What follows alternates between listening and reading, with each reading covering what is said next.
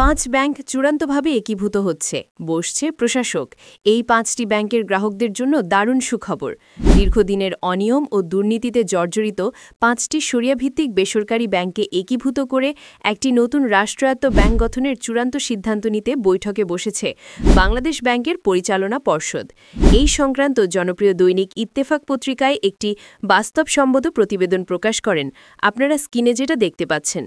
কি বলা হচ্ছে মূলত এই প্রতিবেদনে, কি বলছেন সরকার আর কি বা বলা হচ্ছে এসব ব্যাংক গ্রাহকদের পক্ষ থেকে, এই সংক্রান্ত বিস্তারিত তথ্য জানাবো আজকের ভিডিওতে। প্রিয় ভিউয়ার্স, আসসালামু আলাইকুম। আজকের নতুন ভিডিওতে আপনাকে স্বাগত জানাচ্ছি। আপনি যদি আমার চ্যানেলে নতুন হয়ে থাকেন তাহলে এরকম নতুন নতুন ভিডিওর আপডেট পেতে চ্যানেলটি সাবস্ক্রাইব করে রাখুন। ভালো লাগলে লাইক কমেন্ট করুন আর সম্পূর্ণ ধারণা পেতে পুরো ভিডিওটি না টেনে দেখুন। তাহলে শুরু করা যাক। সরকারি সিদ্ধান্ত অনুযায়ী ফার্স্ট সিকিউরিটি ইসলামী ব্যাংক, সোশ্যাল ইসলামী ব্যাংক, গ্লোবাল ইসলামী ব্যাংক, ইউনিয়ন ব্যাংক এবং এক্সিম ব্যাংক, এই পাঁচ ব্যাংকে একীভূত করে একটি নতুন রাষ্ট্রায়ত্ত ব্যাংক গঠনের চূড়ান্ত সিদ্ধান্ত নিতে বৈঠকে বসেছে বাংলাদেশ ব্যাংকের পরিচালনা পর্ষদ। সরকারি সিদ্ধান্ত অনুযায়ী ফার্স্ট সিকিউরিটি ইসলামী ব্যাংক, সোশ্যাল ইসলামী ব্যাংক, গ্লোবাল ইসলামী ব্যাংক, ইউনিয়ন ব্যাংক এবং এক্সিম ব্যাংক, এই পাঁচ ব্যাংকে একীভূত করে একটি নতুন রাষ্ট্রীয় মালিকানাধীন ব্যাংক গঠিত হবে, যার সম্ভাব্য নাম রাখা হয়েছে ইউনাইটেড ইসলামী ব্যাংক। সভায় প্রতিটি ব্যাংকে একজন করে প্রশাসক এবং তার সহায়তায় আরও 4 জন করে কর্মকর্তা নিয়োগ দেওয়ার সিদ্ধান্ত নেওয়া হয়েছে। প্রশাসকেরা একীভূত প্রক্রিয়ায় তদারকি করবেন এবং আমানতকারীদের অর্থ ফেরতের বিষয়টি নিশ্চিত করবেন। একীভূত হওয়ার পর ব্যাংকগুলোর পরিচালনা পর্ষদ ও ব্যবস্থাপনা পরিচালক বা এমডি এর পদ শূন্য ঘোষণা করা হবে। একই সঙ্গে বিদ্যমান শেয়ারধারীদের শেয়ারও শূন্য হয়ে যাবে। তবে কর্মকর্তা ও কর্মচারীর সুরক্ষা নিশ্চিত করতে প্রয়োজনীয় পদক্ষেপ নেওয়া হবে।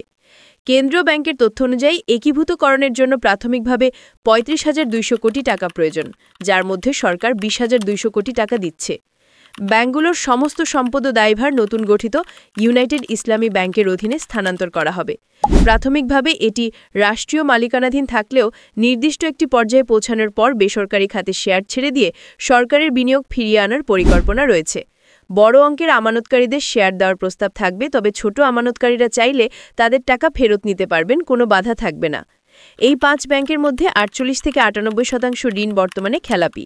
কেন্দ্রীয় ব্যাংকের পর্যবেক্ষণে উঠে এসেছে ফার্স্ট সিকিউরিটি, ইউনিয়ন, গ্লোবাল ও সোশ্যাল ইসলামী ব্যাংক দীর্ঘদিন ধরে এস আলম গ্রুপের নিয়ন্ত্রণে এবং এক্সিম ব্যাংক ছিল নাসা গ্রুপের চেয়ারম্যান নজরুল ইসলাম মজুমদারের অধীনে।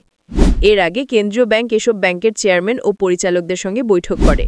ফার্স্ট সিকিউরিটি, গ্লোবাল ও ইউনিয়ন ব্যাংক একীভূতকরণে সম্মতি দেয়, তবে এক্সিম ও সোশ্যাল ইসলামী ব্যাংক সময় চাইলেও তা মঞ্জুর হয়নি।